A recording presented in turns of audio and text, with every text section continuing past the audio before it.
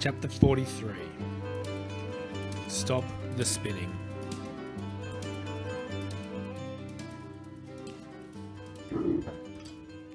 We stayed home from school on Monday.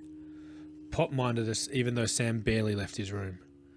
When I went into mine that afternoon, Drumlin's cot was gone. I didn't know where Pop had put it.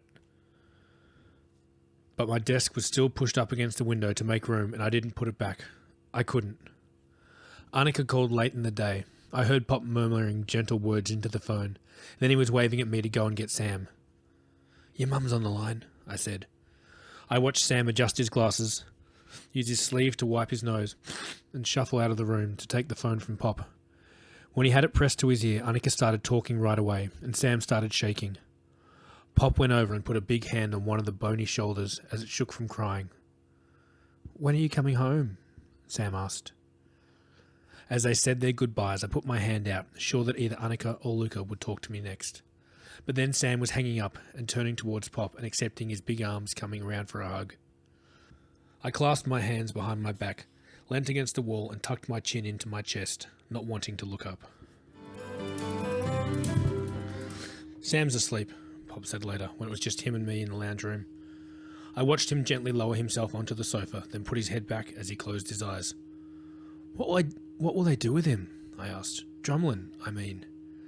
He seemed to wince before he said it. "Well, I don't really know, Fred.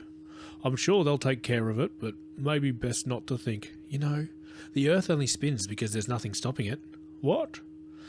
I shrugged. "Mr. Curry told us. He said because there's no restrictive force trying to slow down the Earth. It just never does. The Earth keeps spinning because it always has." I didn't know that." "What do you think it'd take to stop the spinning?" Pop rubbed his eyes again. "Oh, I don't know, Fred, but it's getting late." He didn't understand, and suddenly Pop looked so tired to me, sitting there rubbing his face and looking older than I'd ever seen him, older than he'd looked when Mum died, the day I'd come home and found him crying.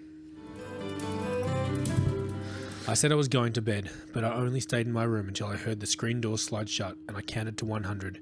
Guessed how long it'd take Pop to go down the garden path to his flat. When I gently pulled my door open, our house was dark and quiet, and when I peered around the corner of the lounge room to the sliding door, I watched Pop's light in his flat go out, and then the backyard was dark too. I put my shoes on and a jacket over my pyjamas, had the torch from our kitchen drawer in one hand, and was just reaching to unlatch the lock on the front door when, "What are you doing?" I spun around and Sam was standing there, squinting at me in the dark and rubbing one of his eyes with his pyjama cuff. I opened my mouth to tell him to go back to bed, but other words came out instead. "To see Jed." Sam held his palm out to say "wait," and then turned around and went into his room. I stayed where I was, listened to the hush of the house until Sam came back out, this time wearing his runners and his glasses. "Get a jacket?" I said. We didn't talk as we went out the front door and around to Jed's side of the house, where only his bedroom was. I lifted the torch and clicked the button on and off 4 or 5 times as it shone right into his room. I'd seen it done in one of my favourite movies called Now and Then, when these best friends wanted to reach each other in the middle of the night. I didn't know if it would work in real life, until I saw Jed's face appear like a moon in his window. He rubbed his eyes a few times and then finally made a sign for us to stay where we were. Once he'd snuck out and joined us, we walked to the corner of our street and the quiet, empty road that joined ours. Without saying anything, we took a seat on the curb and hugged our knees to our chests, with me in the middle and Jed and Sam on either side. "Did V tell you?" Sam asked, and I felt Jed nod. "I'm sorry," Jed said. "Mum says she'll be home in a few days. She doesn't know when exactly." Sam's words drifted off. "I wonder what they'll do with him. I mean Drumlin." "Pop reckons we shouldn't think about it," I said. Sam didn't say anything else. None of us did for a bit, until I couldn't keep what was in my head quiet anymore. "You know how Mr. Curry told us that the Earth spins because it does?" I felt Jod nod again. "Because there's nothing stopping it." "Yeah, I keep thinking about that." I turned to Sam. "And Drumlin too. I can't stop thinking about him either." I took a deep breath. "I had this idea that he was this little world being made, and then something comes along that just stops everything. This force that stops the spinning." Jed reached a hand out, and without thinking I put mine in his, and he squeezed it back. "What do you mean, Fred?" asked Sam. I tried to breathe, but it was like the words were crowded in my head and trying to push their way out of my mouth, and I had to get them out or else. She was driving along the same road as she did every day, and I didn't even say goodbye to her that morning because she was just going to work. She'd started at the council office, do you remember? I looked at Jed, but he just kept squeezing my hand and I kept talking. Pop was home, but Luca was still at work, and it was our school holidays, and I just wanted to go and play around at your house. I ran out and didn't even tell her goodbye or to have a nice day or anything, and sometimes I remember waving to her from the backyard when she got into the car, but I can't really remember.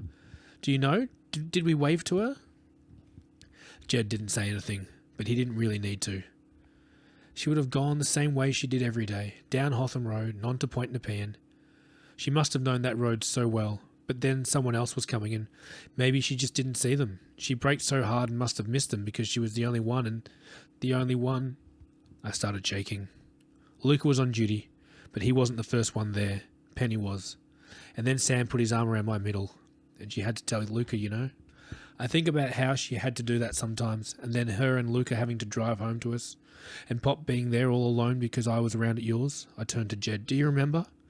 We were pretending to be Power Rangers in your backyard. Jed nodded. And we noticed Luca's police car and came running over. We went through the back way, I remember. There used to be a hole in the fence that we could squeeze through, and I remember hearing Pop crying. I'd never heard him cry before. And then I was leaning my head on Jed's shoulder and I could still feel Sam hugging me around my middle. I thought I could hear sirens, but it was just my imagination. Remembering the day when Luca had come roaring up in his police car a few weeks later because I'd climbed into Jed's roof wanting to get closer to Mum. So, maybe it's me, I finally said. And Jed kept squeezing my hand and Sam kept hugging my middle. Maybe I'm the force that stops everything, even the earth from spinning. And then finally, I said why. I didn't want Drumlin to come. Sam's arm slid away from me. I didn't want you here in the first place, Sam, and then Drumlin didn't feel like anything to me, and I didn't want him here, not really, and now he won't be. You don't mean that, Sam whispered. But now I don't, but I did. I pulled away from Jed and turned to Sam, wanted to scream to make him see and understand, but my throat wouldn't go above a whisper now. I'd felt like I'd scraped it raw. I thought those things, maybe just for a second, but I still thought them, and then it really happened, so what if it's me? You didn't wish that he would die, Jed said. No, I didn't wish that, but never that. My dad doesn't want me either, Sam said suddenly, and sometimes I think if my mum ends up loving Drumlin more than me because she's with Luca now, who would have me? He hugged his knees to his chest again, put his chin on top of them, and then kept talking. Maybe I thought the same thing, Fred. Does that mean I did it? That I made him die? No, I said straight away. Jed nudged me and I turned back to him. So why would you think it was your fault, he said, or anyone's? I shook my head. The world hasn't stopped spinning, Fred. No, it hasn't. And I remembered something Luca had told me not too long ago, that the world doesn't really stop just because there's tragedy happening in one part of it. It just feels like it did, Sam finally said, and none of us knew what to say to that. We sat there for a little while longer, on the freezing cold curb in the middle of the world, turned silver by the moon.